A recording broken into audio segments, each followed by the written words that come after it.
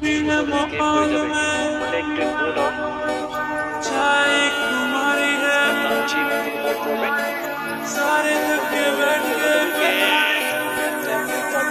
বিপজ্জনক ছিল, বিপজ্জনক, অফ স্টাম্পের একটু বাইরে।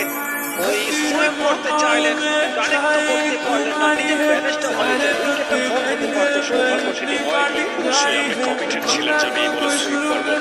আপনি যদি অ্যাকশন রিপ্লেটা দেখতেন তাহলে বুঝতে পারতেন যে ব্যাটার বাউন্ডারির সামনে দাঁড়িয়েছেন এবং বল কিন্তু ড্রপ হয়েছে তার জোনের ভিতর, সেখানে কানেক্ট করতে পারেননি। এবার একটু দূরে ছিল, যে কারণে কানেক্ট করেছেন প্রপারলি।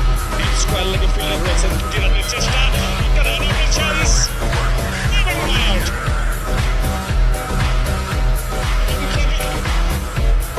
টুইস্ট কি চলে আসতে পারে কিনা, কারণ এইবার সুলতানা শর্জি এই হেল্পটা কিন্তু উনি নেবেন যে মোহনটা ধরো। এবং মজার ব্যাপার হচ্ছে হলো যিনি বোলিং এ এসেছেন নিগার সুলতানা চৌধুরী নাকি কিন্তু ভাইটাল মোমেন্টে বোলিং এনেছেন, যিনি কিনা সারাদিন হাতই ঘুরাননি, সেই জায়গাটা এসে আবার দায়িত্ব নিয়ে কিন্তু বলটা করছেন উনি। দেখছেন অ্যাকশন রিপ্লে, এবং এটা ইজিলি এক রানই হয় আসলে। তবে সুলতানা টোটালি কলটা কিন্তু মিস কল হয়েছে, টাচ করেই চলে গিয়েছেন সেকেন্ড রানের জন্য। হয়তো রানিং বিটুইন দ্য উইকেট যখন ক্রস করেন দুজন, হয়তো মৌখিক একটা কল ছিল যে 2-2-2, কিন্তু সেই ফ্লোতেই আসলে সুলতানা খাতুন বের হয়েছে। তবে সুলতানা খাতুনের অবশ্যই রিড করা দরকার ছিল যে যার ডেঞ্জার জোন তিনি কি এসে কভার করতে পারবেন কিনা, বা ওনার কি অবস্থা, কারণ ডেঞ্জার জোনে কিন্তু দ্বিতীয় রানের সময় ছিল ইরা। ম্যাচ কিন্তু জমে ক্ষীর এই মুহূর্তে। সেকেন্ড রান নিতে গিয়ে রান আউট হয়ে গেলেন সুলতানা খাতুন। এই মুহূর্তে 4টি রান প্রয়োজন, বলা মুশকিল। নিউ ব্যাটার এসছেন, তিনি স্ট্রাইক প্রান্তে Nishita Akter, right hand batter, তিনিও যথেষ্ট দেখে শুনে খেলতে পারেন, বাট শেষ ফিনিশিংটা আদৌ করতে পারবেন কিনা সেটি দেখার বিষয়। আবারও ওভার দ্য উইকেট বল করলেন, মিড অফে ফিল্ডার আছেন অবশ্য, কুড়িয়ে মিড অনে, সেখান থেকে কুড়িয়ে ফেরত পাঠানোর পূর্বে রান পাবেন না। 15 বল থেকে 4টি রান প্রয়োজন, প্রেসার, ভেরি আন্ডার প্রেসার।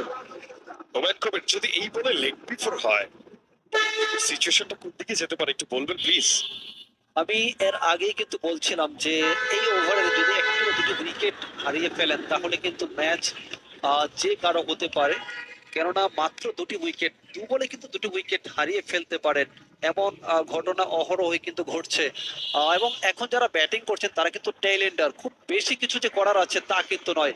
আর একটি বল আলতু করে ঘুরিয়েছেন, রান কিন্তু পাচ্ছেন না, প্রেশারের কারণে কিন্তু এই রানগুলো নিতে পারছেন না, কেননা রান আউট হয়েছেন এর আগের উইকেটটাই। অবশ্যই, এবং একবার ভাবুন যে এই বলে যদি টেম্পারেট হয়ে ব্যাটার ব্যাট সুইং করেন আর যদি আউট হয়ে যান তাহলে কিন্তু ইরার জন্য অনেকটা কষ্টসাধ্য হয়ে যাবে। লফুলটা ছিল, বাজে বল করেছেন, সেই জন্য কবজির মোচরে ঘুরিয়েছেন ডিপ মিড উইকেটে, একটি রান পেয়েছেন অবশ্য।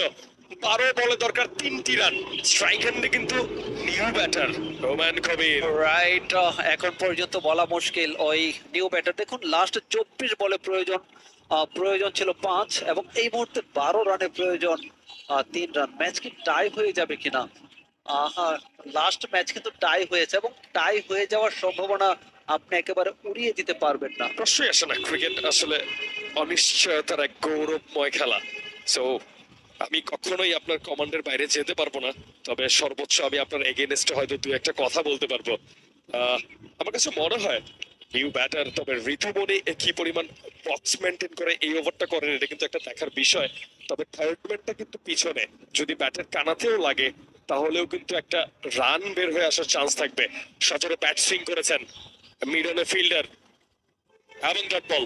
11 বলে দরকার 3টি রান। রাইট, ম্যাচ কিন্তু এই মুহূর্তে জমে উঠেছে, এবং ফাইনালি নেইল বাইটিং একটি ম্যাচ। দর্শক যারা এই মুহূর্তে দেশ এবং দেশের বাইরে থেকে বিসিবির অফিসিয়াল ইউটিউব চ্যানেলে যুক্ত আছেন, কি মনে হচ্ছে, কে জয়লাভ করতে পারে সেই কমেন্ট করে জানাতে পারেন। আরো একটি বল, একটি রান কিন্তু পেয়েছেন। মিড অন থেকে কুড়িয়ে ফেরত পাঠানোর পূর্বে একটি বারের জন্য প্রান্ত পরিবর্তন। দলীয় রানটা কিন্তু এই মুহূর্তে 154, আর একটি রান হলে ম্যাচ টাই হয়ে যাবে। সেই ক্ষেত্রে অনেকটা আপার হ্যান্ডে রয়েছে এখন পর্যন্ত। দেখা যাক শেষ পর্যন্ত নার্ভকে কন্ট্রোল করে, তবে এই মুহূর্তে আরো আটো সাটো ফিল্ডিং সেট আপ করা প্রয়োজন ছিল। ইরা সামনে পেয়েছেন, টেনেছেন লেগ সাইডে, মিরন উপরে ছিল, শর্ট মিড উইকেট ছিল।